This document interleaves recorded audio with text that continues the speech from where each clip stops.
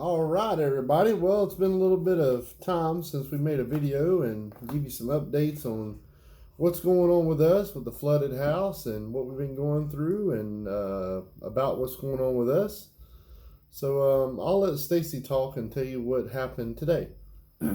Okay, so today I got a call, right, saying that there was an inspector and he was from FEMA. And me, I'm like, okay, I thought it was because I did hire a lawyer, okay, because I'm over it, to go after the insurance company. So, and I have an inspection set this week, and I thought maybe he was bumping it up, the inspection. But when I got here and he came back because I was at work, he said he was from FEMA because I was asking questions. So apparently, because I've applied for FEMA online, they have to come and inspect at some point. So yeah, this is 2 months later, by the way. The guy wouldn't even get in the water. He said with that power still on, he won't even come in the house to even look at anything. So he said it was Incomplete. Incomplete. He said it's the first time he's ever had to write something up incomplete. Just because he wouldn't go in the water because there's still power to the house. I guess he was scared to get electrocuted. Yeah. So what happened was we got the camper. Well, we didn't go the route of having a pole put up because they wanted $5,000 to do that. And we appreciate all the people out there that's donated to our GoFundMe to get us some power, which we did use that money for power for our camper. Well, we appreciate everybody that's prayed for us and that has donated a little money to us. What we did was my cousin's husband named Eric. Him and my first cousin's ex-husband, they came over. Eric basically went to we got two air conditions in this house. The air condition for downstairs is a small one, and it's pretty much underwater, so we don't use it anyway. We turned all the power off to the downstairs part because there's water down there. Well, Eric tied into the box and put a plug in with a clear cover that goes over where you can plug a plug in, a 30-amp plug in. And I had to go to Ace Hardware to buy the plugs, the thick cables that'll go to the camper. And them things are expensive. I bought a 50-footer, which was $120, and a 20-footer, which was like $75. So we bought them. Eric hooked the power up, but the problem he had was the plug-in to one of them cables was that it had a handle on it. So Eric told me, he says, go in there, you got a Sawzall, because we got to cut the handles off for it to fit in that box where you can close the cover down on the side of the house. So I go in to the garage that's flooded. I grabbed the Sawzall. I said, I don't even know if this thing's going to work because all my tools are pretty much ruined or moisture and everything else. I don't even know if it'll work. So, as soon as I opened up the drawer to get the Sawzall out, I heard the mini deep freezer kick on. And I'm standing in water barefooted. And this thing is floating in the water. So I just thought I was electrocuted. Lord must have been watching out for me. I'm telling you, it kicked on and that thing was floating in the water. And I didn't know there was still power to that plug. So I opened up the garage door and went out that way and told Eric, I was like, I can't believe there's power still on that cord. It's hooked to that mini fridge or mini freezer. And I'm surprised I didn't get electrocuted. So Eric was like, me too. I'm standing in the water too. So me and him went in there to the panel board breakers and we turned off all the power, made sure we turned off all the power to downstairs. He did all the wiring for us to make it where we have a plug-in to where we can have these cables come out to the camper. And I'll make a video later on and show you where we moved the camper from where it was at. We moved it closer to the pod where Stacy's pod is for the furniture and stuff. But I want to thank Russell Brown for helping, because he helped us, and Eric, which is my second cousin's husband. He's a guy that does air conditioning, but he also does a little electrical stuff. They helped us out a lot, and we did pay him because he did help. He he charged a lot more cheaper than it would cost us. And I don't even think there's any electrical people that would have, you know, stood in water and basically wired up something like that. Yeah. But it's been rough, man. The water hasn't went up around here. It's pretty much the same level, but we got about 8 or 9 inches of water in the bottom of the house. Yeah. And we've been working. Stacy's been working like crazy. I've been working like crazy out there at the mines. And today I was on the deck while Stacy was at work, and big old bass swimming right up to the house. I'm talking like 5-pound bass are swimming right up to the house. If I had something, I'd caught them or shoot them or something. Because I was wanting them. I was like, man, I wish I had a fishing pole right now. All my fishing poles are in storage. But I tell you what, man, it is rough, you know. And I told Stacy when that FEMA guy left, that FEMA inspector guy left, I said I knew they wasn't going to do nothing. If they haven't did nothing since that first hurricane, Ian, yeah. I knew they wasn't going to do nothing. That guy didn't even come out. He didn't even get out of the vehicle with water boots on. So that shows he wasn't even ready. And I was thinking to myself, you know, he's sitting there saying, well, there's still power to the house. You damn right there's still power to the house. We still got to live in it. Yeah. I mean, we can't live in the bottom part because it's flooded. Plus, it's a chance you get shocked. So we had to turn all the breakers off to it. But upstairs, it's nice and dry. Yeah. But it's starting to smell. But it does smell bad. And I got to get up and got some guys or something that'll volunteer their time to help me move the furniture out from upstairs. Yes. Because I can't do it by myself. We can't do it by ourselves. It's too heavy. But we've been just working and doing what we do and trying to survive. And I had a buddy of mine from work, a guy named Chris Coleman. He was a big help. He helped get my boat out of the water, and that was an ordeal. I got the boat out. I got the pontoon boat out of the water, guys. And I pressure washed it. I cleaned it up. I got it for sale. So if anybody's interested in a brand new pontoon boat, I'm wanting about $24,000 for it. It's brand new. Still got warranty. It's only got about 12 hours on the motor. But it's brand new. It's a 2022 Godfrey Sweetwater 17.5-foot pontoon boat with a 50-horse Mercury. It's got a brand new trolling motor on it. Mini-coated trolling motor, 50-pound thrust. It's got a Lowrance Hook 2 depth finder, fish finder. The boat is brand new. I bought it in May, but I got to get rid of it because we're going to need the money for things. You know, we don't know what this house is going to do. So I do got my boat up for sale. So if you see it on Stacy's Facebook, you can go on my Facebook and take a look at it if you know anybody that's interested in it. There's pictures of it, and if there's any questions, there's also my phone number. You can call me. But I do got it up for sale. There's been a lot of people look at it, you know, come over and look at it, and I had 2 guys come over and look at it, and they were like, "That's a good deal," because basically that boat right there, we spent over $31,000 for that boat when we bought it, and I have clear title. The title's in hand, and you know, it's just now we got to get rid of it. I mean, we need things. You know, we need to buy things. We need to figure out what we're going to do. I don't think this water's going to go down anytime soon. You know, I pretty much think the house is done for. We did get us a lawyer, you know, like Stacy was saying, to try to get the insurance company to step their game up or figure out what they're going to do. They've been dragging their feet the whole time.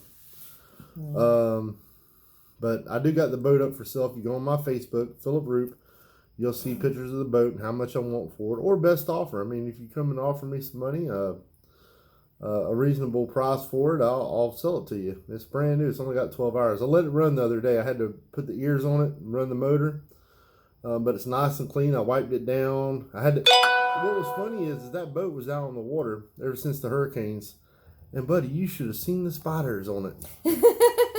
There was spiders all over that boat, and I guess because a little bit away from that boat where it was at, there was a tree, and I guess the wind blowing blew some of them spiders on that boat. Pretty much it was out in the water. It ain't like it was under a tree, but a little bit away from it, there's an oak tree. But buddy, there was some spiders on that tree. I sprayed all them. I got them, y'all. I treat it spider free. It's spider free. I treated the whole boat. I had to wash it because it had bird poop on it. It had insect poop on it. It had leaves in it. So I cleaned the whole boat out. It's a brand new boat, brand new trailer, aluminum trailer. But if you're interested or you know somebody might be interested, give me a call or hit me up on Facebook, message me about it. And but I tell you what, we've been just working and doing our things. I haven't been watching a whole lot of politics lately. I've been so busy working. But I can just tell you this: there's a lot of people out there that they don't want to hear about politics, and they don't want to hear about what we need to talk about. A lot of people says, "Well, why bitch about it? Because there's nothing we can do about it." Well, the thing about it is we gotta talk about. We gotta talk about the issues that we got in this country, and it's not that we're complaining, but we're tired of hearing it. We got to talk about the issues and stuff, and people don't want to hear nothing about. People are pissed. And the way I look at it is, if you don't want to hear about politics, or you don't want to visit a YouTube channel that talks about issues that's going on with our country and hear what the American people say, if you don't like hearing what you call complaining or belly aching, if you don't want to hear that, then turn the damn TV off, or turn YouTube off, or go to another channel. That's what I say about it. Mm-hmm. We talk about different issues because we're talking about it. It's good to talk about different issues that we're having. And yeah, there are people pissed, and there are people that complain. And you know what? They got a right. We as Americans, we have a right to complain. Mm-hmm. It's pretty bad in this country when FEMA won't even help us. We're living in a house that's surrounded by water. They won't even help us, give us a little money, or give us something to help us or something. The county hasn't came by here and turned the power off. The power company hasn't came by here. Nobody has came by here to check on people in this community that's flooded and being affected from the hurricanes. Today was the first time a FEMA inspector even came down around where we live. Okay? And we had to basically almost beg them to get them to come down here. And they finally showed up. But I want to, you really think about it. Okay? You got American people that's paid taxes. Me and Stacy pay taxes. We work. The neighbors that live next door, Mr. Joe and his wife, they're moving out. They were renting that house. Okay, they made the guy that owns the property put a berm around the house, and he tried to do the best he can to keep water out of their place they're renting. Well, I talked to Mr. Joe the other day. He said that they're moving out. In about a week, they're moving all their stuff out. I told Mr. Joe, I said, I'd have been moved out of there. I said, the only reason why we're here is because we got a mortgage and we got to keep paying it till we see what they say about the house. But it's kind of sad that taxpayers and American people, we can't get no help, but yet our government and the people in the administration and in office can send trillions of dollars to Ukraine to help fight a war, and just trillions of dollars being spent. And it wasn't like it was approved by the Congress, or it was about it in the House to see if that's the American people want to do. It's pretty much just ran through. So we're spending trillions of dollars to go over and help a corrupt country like Ukraine fight against Russia. Well, we really don't even know the whole deal about this. I think Americans don't really understand the whole deal about the Ukraine thing. There's a lot of stuff going on that's not being told. The media is lying to us. They're not telling us the truth about nothing, as y'all know. Social media has basically, anytime you talk about anything, they want to shut you down, or censor you, or put you in Facebook jail, or get you booted off of YouTube, and we got some really dirty people in office, and they ain't looking out for the best interest of this country. And it's really sad to know when people are going through hard times like us, that we can't get no kind of help. We can't get nothing. They didn't even give us a damn case of water today, or nothing. You could at least give us some water boots or waiters. Yeah. Or nothing. Something. They did absolutely nothing. Since this has happened, it's cost us more money than anything without help from anywhere. Yeah, we've basically. I'm an American citizen. We've bared all the burden of this hurricane. We did everything by ourselves. We haven't got no handouts other than the donations that people has give us to get us power on, and we used it towards the power to get the power to our camper. Now what we have to do is we have to get the rest of the furniture out of the house, and we have to get our stuff put in the camper. Well, way we can live in the camper.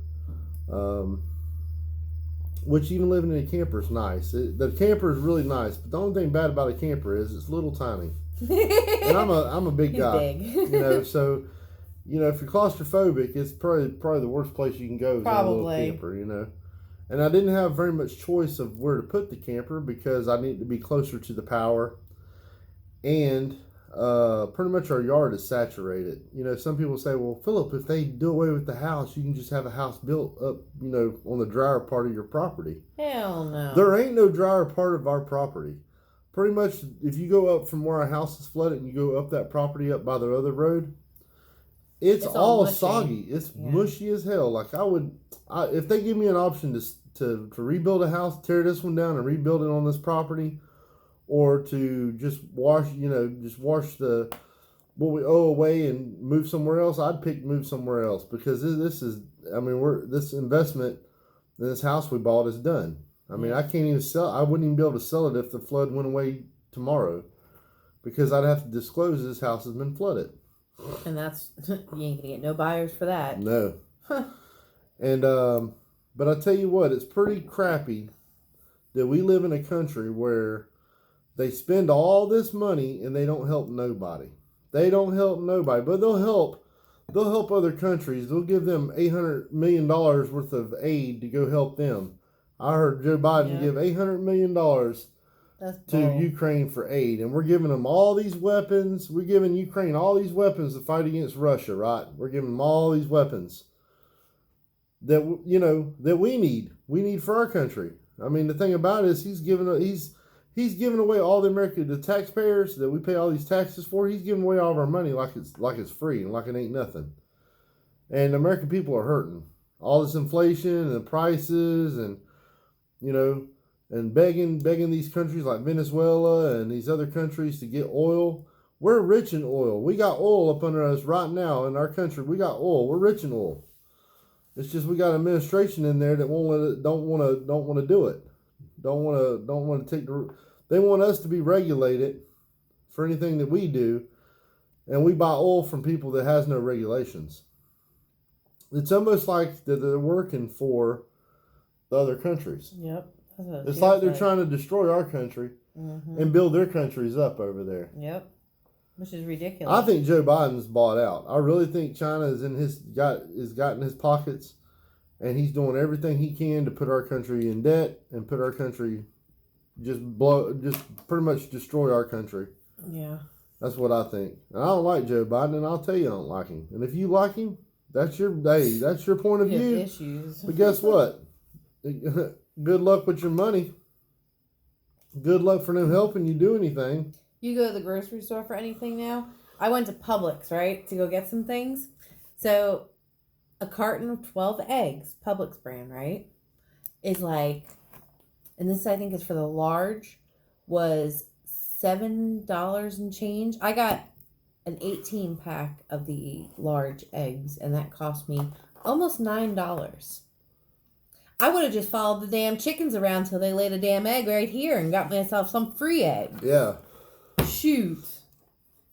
But Donald Wiseman had a live tonight. It was really good. Heard from Pastor Steve on there, and heard my buddy David Jones on there, and they brought up some good points. You got people out there that says that they're a Christian and says they stand for God and the Word of God. But also, they'll let gays and lesbians come in the church. Mm-hmm. It's like they're standing for two things, okay? You're either going to stand for God and the Word of God, or you're not. And we call that fence riding. I call that fence riding. If you're going to stand for God, you got to stand 100% for God. And for these gays and lesbians out here to push everything down people's throats, and to sit here and they want to pass a bill for gay and lesbians to be married. Well, come on, this is bull. And they want to push stuff off on children, all this gay and lesbian and this, Kids getting can change their sex and all this and that. That's crazy. But the way I look at it is you either stand for God or you don't. You can't sit here and say, I stand for God, and let lesbians and gays come in the church, and then you're just going to go along with it. Yep. That backbone that some of these Christian people have is like a jellyfish. They don't have no backbone. And if they're so scared to tell the people the truth about gay and lesbian stuff, then guess what? They're a piece of trash. Because the thing about it is, we got to call it like we see it. And in the Bible, it talks about that gay and lesbian stuff is basically abomination. And so that's why they shouldn't be talking about it. It's not condoned. Hello. Well, the thing about it is, you got some of these Christian people that they don't want to hurt nobody's feelings, or they don't want to make people feel, they don't want to hurt people's feelings and nothing like that. They let them come into church and they believe what they want to believe, and they believe in all this gender dysphoria and gay and lesbians, and these gay and lesbians getting married and this and that. It's funny that people think that they can be for God and go to church on Sunday, and they can also be gay or a lesbian. If you read that Bible, it plain as day tells you it's abomination and that it's wrong and that you shouldn't do it. So how can you go to church and believe in the Word of God, and then on the other hand, believe in the gay and lesbian thing? Yeah, that don't make sense. Now look here. I believe if you care about people, you tell people the truth. I believe if you love people and you care about them, you'll tell them the truth. You don't lie to them. Tell them the truth.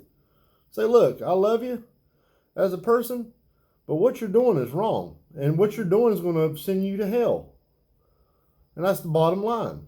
And for all these people out here that don't love this country, you know what's funny about people is people are dedicated to football. They like college football. They like NFL, pro football. There's people out here that love football and love it so much that they'll pay $400 or $500 a ticket, and on Sunday go down there to the stadium and watch football. That's crazy. But yet when you talk to them about God, they don't know nothing. Mm-hmm. And they won't stand for God, but they'll go watch a football game where they kneel for our flag and talk about how crappy the country is, and you're watching football players making millions of dollars a year and that they're garbage. Yep. But that just shows you a lot of people's mentality. People would rather watch a football game where people can kneel for flags and step on flags and call America the worst country in the world. But people can't even believe in God and stand up and say, look, I love football, but I don't love all this. So guess what? I'm not going to watch it no more. Yep. Because you're supporting people that doesn't love this country. If you kneel for that American flag, you don't love this country. You don't love the people that died for this country. You don't appreciate the people that died for the country and that's got maimed and hurt and killed, and the families that have lost loved ones. And you don't even have enough damn respect to stand when the national anthem is played. But yet people are still going to watch it, no matter what. I don't care if this is so many people. I don't care if they kneel for the flag. I'm still going to watch football on Sunday. That's ridiculous. That is. Why you're paying their salaries, basically. You're an idiot. You're an idiot for going along with these people because you love football so much and you're so addicted to watching football that you can give two shits about the country. I've noticed that, though. People who do watch football religiously, they don't care about anything but football. They don't care about nothing. They don't care the country's going to crap. They'll sit there in a daze watching football and go along with the go along. Then they have enough. They have enough about them to say, look, I like football, but I don't like what they're pushing, so I'm not going to watch it no more. They're going to keep going along with it. Some people are like sheep, and there's a lot of sheep out there. There ain't very many people that's solid as a rock. But guess what? Out of the last couple of years, I've only watched maybe 2 football games. Maybe 2. And that's because there wasn't nothing else on TV, and I just wanted to get away for a while and watch football. But you know what? What I love more, this country or football? This country. You know, and it's garbage. Now you got LeBron James coming out here running his mouth because there was an old picture of Jerry Jones when he was young, like 14 years old, at a thing about something where there was something going on where they had something going on about blacks or something, you know, some kind of racist thing where he was a young teenager and he was just there, you know. And now LeBron James trying to say, well, why don't we ask him about that? You always hold the black people accountable for what they do and what they say and this and that, but you're not going to say nothing about this. Now LeBron James is garbage, and I give two shits about LeBrenda James. LeBrenda. I think he's garbage. He'll never be a Michael Jordan. He'll never be Michael Jordan. Michael Jordan is a good man. Michael Jordan is the best, and LeBron James is garbage. He's garbage on the court. And he's garbage off the court. And I'm not going to support that guy. I think he's a clown. I think he's an idiot. And he always gets political. If you wanna push your politics and you want to be like that, keep it out of the game. You don't hear certain players go around and talk about their politics at the game. And they shouldn't. You shouldn't talk about it. You know? But you got these idiot people out here trying to push all this bullshit. You know, and talk about reparations. Black people need to get reparations because what happened to them a long time ago. You know what? What happened to them a long time ago was bad. Don't get me wrong. But there is nobody that lives on this earth that has enslaved nobody. Everybody that was involved in that was a long time ago. Mm-hmm. Them people are all dead and gone. But yet it's still brought up. It's a card. Anytime somebody says something, they bring up a card. Hey, look here. That's a racist thing. That's stupid, man. I think if reparations were going to get paid out, they should have got paid out to the people that it affected. It should have been paid to the people that were slaves. Yeah, not people. But the whole story of that's all combobulated too. The whole story on that's combobulated too. You know, and if you really think about it, you really think about slavery. When they like to bring it up, because they're the ones that bring it up. I don't talk about it usually, but they bring it up. Okay, if you really think about it, who owns slaves? Rich white people that own these big mansions. Go up there in Georgia. Go to Savannah, Georgia, and look at them colonial houses and big old rich houses and plantation houses. The real big houses where they had a bunch of little houses behind it that the black people lived on, and they worked for them. Or they were enslaved by them. Who knows? I ain't a history teacher. But I know enough to know that, look, the regular common white person did not own slaves. If you want to be mad or you want to point your fingers at that person that owns slaves, it's the damn rich white people. Mm-hmm. The rich white people from way back is the ones that own the slaves. Some were rich. It wasn't all white people did not own slaves, y'all. All white people doesn't, you know, and I heard a guy say something the other day, you know, if God opens the door, what man can close that door? So basically, if you're a black person or a dark-skinned person or a brown person, okay, if God opens the door for you, nobody can stand in your way. A regular man cannot stand in your way. If God opened the door for you, and wants you to become, you know, gives you gifts and you become something, ain't nobody can stop you. Ain't the white man. They always make the white man like he's the boogeyman, like we're holding somebody back. I ain't holding no damn body back. And I couldn't help black people if I even tried. I'm poor white. Poor white equals black. I couldn't help you anyway, brother. You want to be mad at somebody for slavery? Get mad at the rich-ass white people from way back. Now, some of the new rich people today didn't have nothing to do with it.